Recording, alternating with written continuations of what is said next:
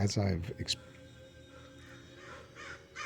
been experimenting with tinkering with my routine a little bit, I was, sometimes I see comments on YouTube, people doing high intensity and stuff like that, and what they do. And I was contemplating, well, what is it? What makes a high intensity routine when we're talking about high intensity in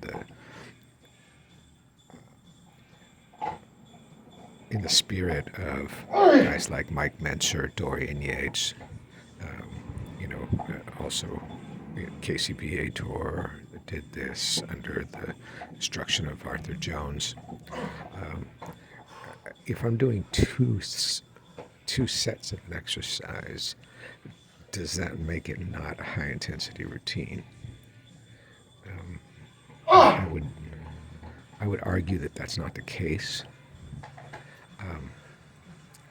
I have the book High Intensity Training the Mike Menser Way, which was his last book with John Little, that was published posthumously. In that one, he has his ideal training routine, which includes a lot of pre-exhaust supersets. So do like chests, dumbbell flies, supersetted with incline presses. He'll do like straight arm pull downs, supersetted with palms up pull downs, and followed by deadlifts. And I know he was a big fan of the Nautilus pullover machine too, which, I think he put this in here because I don't have access to that. Legs, he has leg extensions with leg presses, followed by standing calf raises, and et cetera, et cetera. He's got shoulders, just lateral raises and bent over dumbbell laterals. He does not include a chest press because he's got the incline presses in there, so he's arguing that the front delts get work during those, so you don't need to add another thing in. And then he has palms up pull downs for the biceps on bicep day, arguing that those were an excellent bicep exercise, which I agree.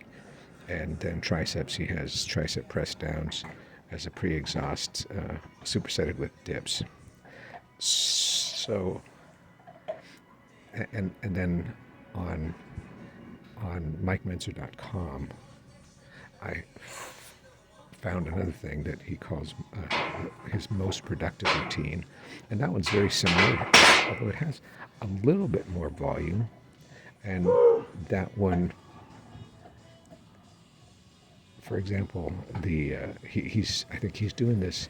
It's an A and B workout, and he's doing it 3 times a week, like Monday, Wednesday, Friday, like A on Monday, B on Wednesday, A on Friday. And for example, the legs, he has leg extensions supersetted with leg presses, 1 set each, followed by a set of squats, followed by 2 sets of leg curls, then 2 sets of calf raises and 1 set of toe presses. Not sure what the distinction is, but okay. And then triceps, he has push downs, dips, and tricep extensions. Chest, he has dumbbell flies or pec deck, not supersetted, I'm sorry, with incline presses and then dips.